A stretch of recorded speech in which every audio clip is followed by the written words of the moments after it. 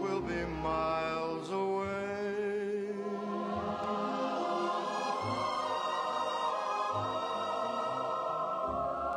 Here we are as in Great Thursday morning to you, friend. ATW, almost a weekend. Some of you call it Little Friday, but just handle your business. We'll be in good shape.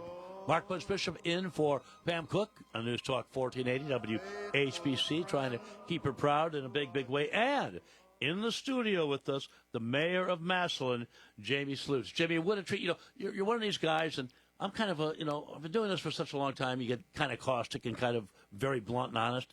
But the kind of gentleman that when I first met you out in the lobby, I'm saying, I've known this guy all my life. So I appreciate that, Mayor. Thank you for having me. I'm always happy to be on. Good morning, everybody. Great to have you, sir. Coming to the end of your first year as a mayor. We're going to get the heavy stuff first, okay? And the bottom line is I know you have goals, and you have 3 more years to fulfill them.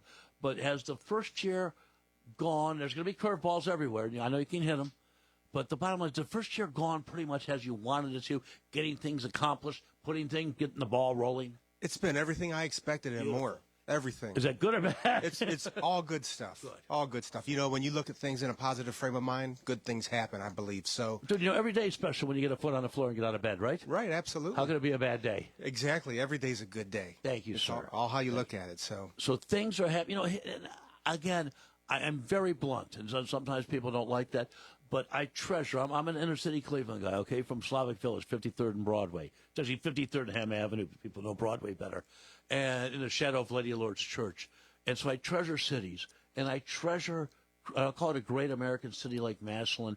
And I understand box stores and all that. They put people to work on down the line.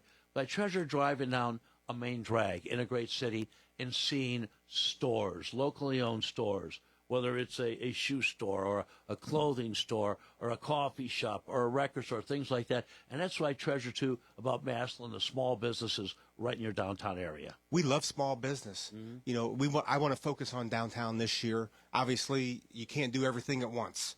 So when I took office, I wanted to focus on manufacturing, industrial jobs. We've brought in more than 500 jobs this year. I want to hear that. My dad was a tool and die maker. So, ARE, when I hit the ground running, day one, we reached out to ARE. They brought 331 jobs, 100 new jobs to the city. So, things have been rolling since day one. We have a bit deer company coming to town, $150 million investment into the city. Where's that going to be? That's going to be in the industrial park on the west side of Massillon on 9th Street. So, people worry about the cryptocurrency manufacturing companies, about the power. They're going to have their own power source. So, nothing's going to affect the city, the residents, nothing like that. So, Except more jobs. Except more jobs. And that's the focus. Like, I want to bring jobs in that people can raise their families on, buy a house. Keep talking, man. You're preaching to the choir here. and you know what? You're also being proactive. We had a report yesterday for traffic about road closures downtown because you took a couple buildings down. But again, these buildings needed to come down. They really did need to come down. It's unfortunate that we had to take them down. I'm all about history. I love history. But sometimes, change is needed. And taking these buildings down, it was... If they're not maintained properly, they will erode. Absolutely. So I had a meeting yesterday with the demolition crew. Mm-hmm. They said, had we not taken these buildings down, if we had 12 to 18 inches of snow, they may have came down on their own. So, So it came down on their own with people in them or people walking by or driving by? Well, they would have come down. It's a vacant building, so but still, there was nobody in it. There's people in the area. There's people in the area. So, it's unfortunate. It's bad timing. We had to shut the road down. I feel for the downtown businesses that are affected by that. Mm-hmm. None are closed, I'm happy to say. But, with the roads being closed, it's difficult to get to some of the buildings. But, everything back open today? The roads should be open by Monday. Okay, by Monday. I mean, you're taking buildings down. You just can't clear it. It's not like with a broom and a dustpan. So I want to encourage people to get downtown.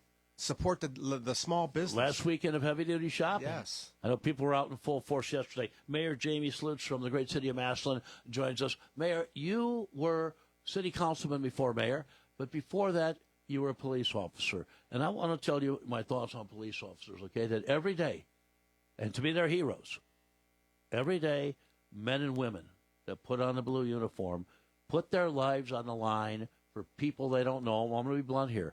And some of the people maybe not worth putting their life on the line for. I'm going to be blunt, all right? There's some scoundrels in society, but I have nothing to salute to you and the men and women in blue that walk the fine blue line. It's something I'm very proud of. When my kids were much younger, and even to this day, is that going downtown to ball games, to basketball games, Indians games at a time, just taking the kids downtown, look at public square, this and that. All of them were taught, and they all followed through that they saw a police officer walk up, shake their hand, and thank them for what they do. Police officers love that. But I'd like to touch on the comment that you made. You know, being a police officer is a tough job. Very tough. And we deal with a lot of people that have problems in their lives. They have problems living their day-to-day life. They have problems with their children. They have neighbor disputes. But everybody is human, and everybody deserves respect. And when I was a police officer, you know, I felt very fortunate that I had a nice relationship with the community, and it's probably helped me get to where I am today.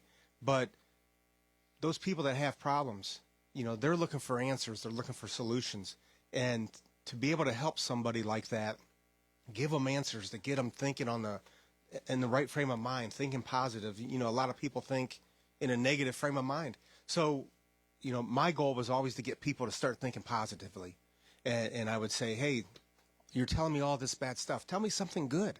Tell me something good about your life. I like that. So I've got some buddies, all they do is complain about everything. It's like, tell dude, me come something on. good. And then that one thing might be 2 tomorrow, might be 3 or 4 next week. In a week or a month, they might be thinking a little differently and more positively, and things might turn around for them. So, you know, my biggest thing was respecting the people. I love people. You know, I was a hugger, toucher. You know, sometimes people just needed a hug. I was telling the story yesterday. A young man who still comes to my office today, knows I'm the mayor, has a lot of problems, grew up on the streets. And one time I dealt with him, you know, the whole shift was dealing with him, and they were ready to tase him, and he was very disorderly. I show up, I talked to him, and I said, what's going on? Why are you acting like this? And, you know, he said, nobody cares about me. And he was probably right. Yeah, sadly, you're right. And I said, it's going to be okay. He was drunk. And I said, it's going to be okay. And I touch him on the shoulder, and he jumps in my arms, and I'm holding him for probably a good 10 minutes. He needed. That's all he needed. He needed a hug. And I'm being serious. I mean, it might sound, you know, people might be laughing No, about it. it's not Pollyanna-ish. You did what needed to be done. It's true. People need to know that people care about them. You know, I'm looking now, we're talking to Mayor Jamie Slutz from the great city of Massillon, is that officers in general, highway patrol on the line, are more, and I say this without the alcohol, you know how bartenders, everybody's psychiatrist, psychologist, I'm not a best friend. Now I'm seeing more of that, the best friend, the approach from peace officers that, you know, let's talk this out, let's find out what the problem is. Right. There's a lot of problems that people deal with. Police officers have a very difficult job. You know, a lot of times they're Monday morning quarterbacked about some of the decisions they make. But, you know, in the city of Massillon, we support our safety forces. We support our police. We support our fire. It's a tough job. We're there to support everybody, police, fire, our residents. You know, to have a strong community, you have to support everybody. And you're doing it, though, too. You're not just talking about it. Absolutely. I do it every day. I'm out there. I was boots on the ground for 22 years. You're still boots on the ground I'm as still mayor. boots on the ground. Did you get calls at home? I get calls at home. My dad was a big calling the mayor kind of guy. People, you know, I got a letter from a person that I put in prison, and he's since got out. I have his number. I said, give me your number. I want to call you and check on you. He was a drug dealer, and I call him periodically to make sure he's living right and doing the right things. He says he still is. He has a job. He's working, you know, Monday through Friday at a warehouse, and I give him a lot of credit. So, you know. How much time did he do, may I ask? How many years, you know? I think he did 3 years. Okay, that's good time. Yeah. It's a lot of time to stop in the workhouse, yeah. It's a lot of time to sit and think about, you know, changing your life. Or do you want to be here the rest of your life? Absolutely. You know, Mayor, you're going to like this. For years, you know, I've loved doing mornings. I know it's a sickness, because when you stop doing them, you still get up at 4:30. Actually, it was 2 a.m. for me today. But for a while, I started at 4:30. This was ESPN in Cleveland. And so, you know, not a lot of cars on the road at 3:15, 3:30 in the morning. And where I live, I would go through 4 other communities. In the first week, I was stopped once by different communities every day. And finally, one of the officers, and it got to the point where the officers say, hey, give us your cell phone, this and that. And they say, hey, meet me on this corner. I just got a cup of coffee from the all-night gas station on down the line. But it's interesting because they said, you know what, usually, and we're going to be blunt, when you see people out on residential streets 3:30 in the morning, they're not doing it for good purposes. So now we know, first time we've seen you driving around this and that. But they also gave me some other clues, too. They said, and I don't mind sharing this with you, doing sports talk, if you can believe that. And this was during the Johnny Manziel days. I was very anti the move. I was very anti him. I mean, he was an abuser of alcohol and drugs and women. And to me, the women is the top amount there. But it got to the point where I said, I'm not going to get mugged or shot. Oh, yeah, I was threatened to get shot because I was anti-Johnny Manziel. So I got a great CCW course, okay? And, got a weapon. Now you don't even need to do that, which I feel is wrong. But and I do support the Second Amendment to a point. But the bottom line is because when you got pulled over by the officers, they could see that, it was CCW. And they'd usually say to me, well, where's your guy? I said, in the trunk. They're like, that doesn't do you any good. I said, I don't like him. And why do you have one? Because I'm not going to get, shot, this and that. But they gave me a couple little clues. They go, just do us a favor. We don't think you ever will. Never put a sticker on your car, powered by Smith & Wesson. Or the other one was, they go, please, never put a Confederate flag on your back window. And I go, what? They go, just, it's something that we, it's usually where there's smoke, there's fire on that. And I'll never forget, one day driving in, I can tell you where the officers work because the chief's a good friend. It was in Bay Village, Ohio. And I saw a pickup truck pulled over, 2 guys with their hands on the hood, 3 police cars. And as I drove by, I looked, and sure enough, there was a Confederate flag, and there was powered by Smith & Wesson. And as I drove by, I rolled down the window real slow, and I gave the officer a thumbs up. And he turned around, looked at me, pointed at it, and actually turned around and had 2 handguns in his hand. So there's little things like that. Don't be stupid, people. Right. Is that a good way to put it? Right, yeah. Well, those police officers, they assume everybody has a gun when they make a traffic stop. So you have to. You have to. And some Especially people do. nowadays? Absolutely. More than ever. I mean, with the people carrying concealed weapons now, a majority of the people, you have to assume that they do carry guns. Can I put you on the spot? You feel that you should have training? I mean, I went through like a 3-month course. Yeah, handling a firearm is no game. It's not a joke. So you should have some training to be able to carry a gun. And if somebody came to me and asked me to train them or take them shooting, I would be more than happy to do that because, I feel people need to protect themselves. It's unfortunate these days, but right, very. But it is what it is. So this will crack you up. I have a Colt, and people say to me, "That's just 6 shots." I go, "If there's more than 6, I'll get the first 6, and I better take off." Right, okay, right. I can handle that. Mayor, what does 2025 hold for you in the great city of Massillon? 2025. So we're focusing on our downtown. Oh, I love it. I want to bring in, get this building cleaned up. This area, there's 2 vacant lots beside that. So I would like to get that all cleaned up, present it to a developer, say, hey, what are your plans? I want to see what everybody has in plan for that area. Our parks, a reservoir park. Every community needs a nice park to go to. Amen. We have beautiful parks in the city of Massillon, but our most used park in the city, it needs some work. And we applied for a grant through Amelia Sykes' office. We're waiting to hear probably tomorrow.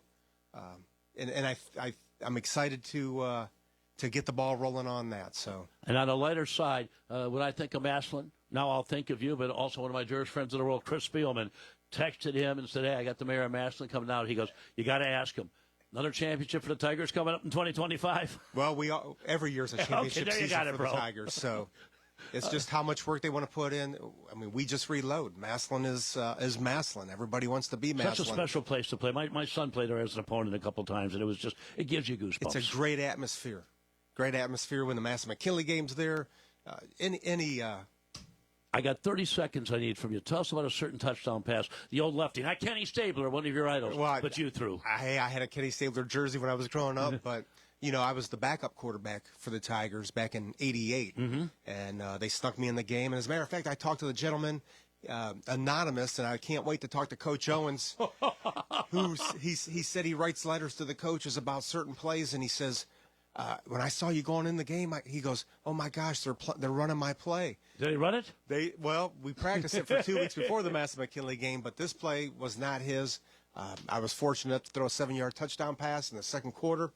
Back shouldered or lead the guy? I let him. It was pouring down rain. I let him perfectly. Throw it in the rain, baby. You know what? Rain be damned, First right? overtime game in the history of Massillon McKinley.